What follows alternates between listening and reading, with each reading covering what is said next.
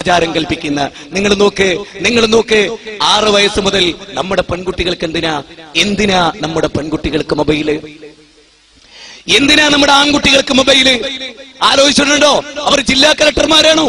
ആണോ? അവർ MLA മാരാണോ? വകുപ്പ് മന്ത്രിമാരാണോ? ആരോഗ്യമന്ത്രിയാണോ? ആണോ? അല്ല. എന്തിനാ അവർക്ക് ഫോണ്? ഞാൻ കണ്ടിട്ടുണ്ട്. എറണാകുളത്ത് സൗത്ത് റെയിൽവേ സ്റ്റേഷനിൽ നിന്ന് ഇന്റർസിറ്റിയിൽ കയറിയാൽ കണ്ണൂരെത്തുന്നതിന് മുമ്പ് ഒരു പെൺകുട്ടിയെ പിതാവിന്റെ കൂടെ പള്ളിയിൽ പോകുന്നത് നമുക്ക് ഹറാമാണ്. പക്ഷെ ഒരു പിതാവില്ലാതെ, അനുജനില്ലാതെ, ജ്യേഷ്ഠനില്ലാതെ, കുടുംബക്കാരില്ലാതെ ഒറ്റക്ക് കോളേജിൽ പഠിക്കാനെന്ന കാരണവും പറഞ്ഞ് പെൺകുട്ടികൾ കൂടിക്കൊടിയുന്നത് എവിടെയാണെന്നറിയുമോ? ബാംഗ്ലൂരിൽ കൊണ്ടുപോയി മക്കളെ ചേർക്കുമ്പോ നശിപ്പിക്കുന്നത് സ്വന്തം മകളുടെ ചാരിത്രമാണെന്ന വസ്തുത നിങ്ങൾക്കറിയാമോ? ജീവിതത്തിൽ പരപുരുഷ ബന്ധമില്ലാത്തൊരു തലമുറയുണ്ടോ? ഈ കഴിഞ്ഞ ദിവസം എന്റെ ഒരു മുസ്ലിം സുഹൃത്ത്, എന്റെ പ്രിയപ്പെട്ട സന്തോഷ്, എന്നെ ഫോൺ ചെയ്തു. ഇതാ എന്റെ ഒരു സുഹൃത്ത് ഒരു മുസ്ലിം കുടുംബത്തിൽ, അവിടുത്തെ അവന്റെ ഭാര്യ മറ്റൊരു മുസ്ലിം പുരുഷനുമായി ലൈംഗിക ബന്ധത്തിൽ ഏർപ്പെടുന്നത് സ്വന്തം ഭർത്താവിന് കാണേണ്ടി വന്നു. ഇല്ലേ? ആലോചിച്ചു നോക്ക്. രാവും പകലും ഒരു ഭർത്താവിന്റെ ജീവിതം എന്താണെന്ന് ഭാര്യമാർക്കറിയുമോ? ഇവിടെ ഇരിക്കുന്ന സ്ത്രീകളെ, ഗൾഫുകാരായ നിങ്ങളുടെ ഭർത്താക്കന്മാരുണ്ട്. മുജാഹിദ് ബാലുശ്ശേരി ഇത് പച്ച മലയാളത്തിൽ വിളിച്ചു പറയുന്നത് നാളെ മഹ്ശറയുണ്ട്. അല്ലാഹു കാത്തു സൂക്ഷിക്കാൻ പറഞ്ഞ ചാരിത്രത്തെ കാത്തു സൂക്ഷിക്കാത്തവർ, മനസ്സ് മറ്റു പുരുഷനുമായി പങ്കുവെക്കുന്നവർ, ശരീരം പങ്കുവെക്കുന്നവർ, ഭർത്താവ് മരുഭൂമിയിൽ കഷ്ടപ്പെട്ട് ധ്വാനിച്ച് കണ്ണുനീർ വാർത്ത് അറബികളുടെ ചീത്ത കേട്ട് ആട്ടും തുട്ടും എച്ചിലും ഏറ്റുവാങ്ങി ഡ്രാഫ്റ്റായി അയക്കുന്ന പണുണ്ടല്ലോ, ആ കവും വേർപ്പും, അതാണ് നിങ്ങൾ സുഖിച്ച് സാരി ഉടുത്ത് മാറും കാണിച്ച് അന്യപുരുഷന്റെ കൂടെ നിങ്ങൾ പങ്കിടുന്ന നിങ്ങളുടെ ജീവിതം എന്ന തിരിച്ചറിവ് നിങ്ങൾക്കുണ്ടായിട്ടുണ്ടോ?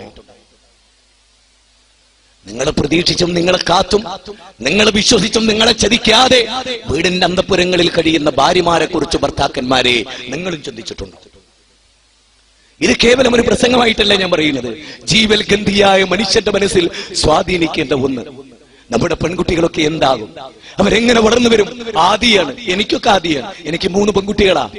ഞാൻ എന്റെ മടിയിലിരുത്തി ഓരോ മക്കളോടും കുഞ്ഞുനാളിലെ ഇപ്പോ ഈ 2 വയസ്സിൽ ചോദിക്കുന്ന ഒരുപാട് ചോദ്യമുണ്ട്. ഞാൻ ഈ സദസ്സിൽ അത് പങ്കുവെക്കുന്നില്ല.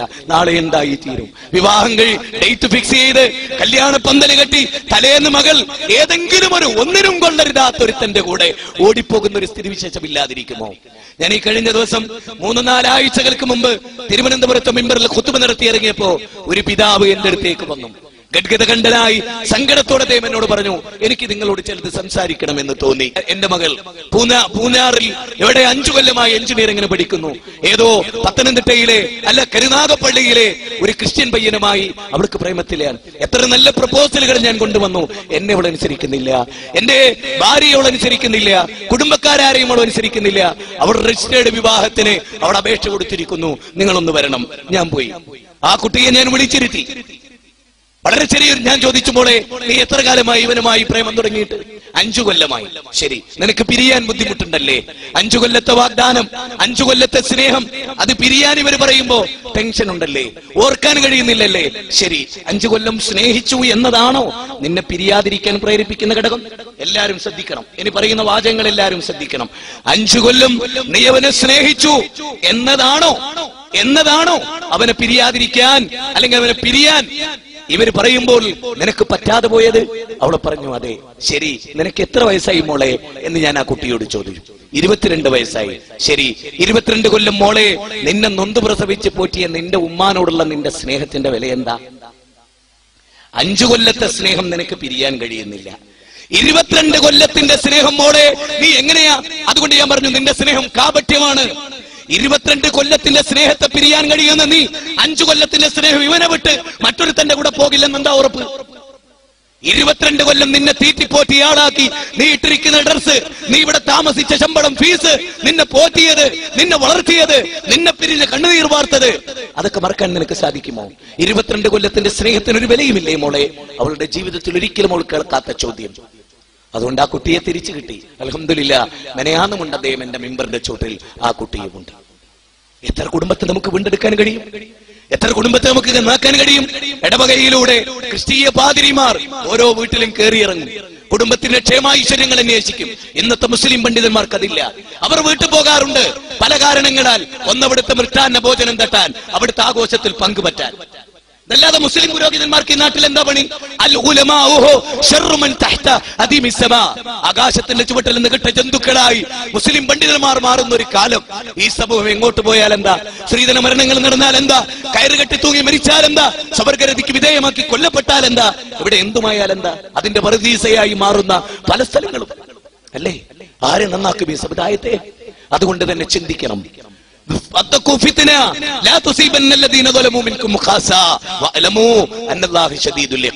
എട്ടാം അധ്യായം 25-ാമത്തെ വചന. നിങ്ങൾ ഫിത്നയെ സൂക്ഷിക്കണം, കുഴപ്പങ്ങളെ നിങ്ങൾ സൂക്ഷിക്കണം, ഫസാദുകളെ നിങ്ങൾ സൂക്ഷിക്കണം. അത് നല്ലവരെയും ചീത്ത ആളുകളെയും വേർതിരിക്കില്ല, രണ്ടുപേരെയും ഒന്നിച്ചാണ് കൊണ്ടുപോവുക. നബി കരീം സല്ലല്ലാഹു അലൈഹി വസല്ലം രണ്ട് കപ്പൽ പോലെയാണ് മനുഷ്യ സമൂഹം എന്ന് ഉദാഹരിച്ചുകൊണ്ട് ഈ കാര്യം പ്രവാചക തിരുമേനി പറഞ്ഞു. മേലെ വെള്ളമെടുക്കാൻ പോകണം താഴെയുള്ള ആളുകൾക്ക്, മേലെ വെള്ളമെടുക്കാൻ പോകണം. അനുമതി തവണ ആവർത്തിച്ചപ്പോ അവർക്ക് തോന്നി കടലിലൂടെയല്ലേ നമ്മൾ സഞ്ചരിക്കുന്നത്, കപ്പലിനൊരു ദ്വാരമുണ്ടാക്കാം. മേലെയുള്ള ആളുകളും താഴെയുള്ള മറ്റുള്ളവരും ഈ ദ്വാരം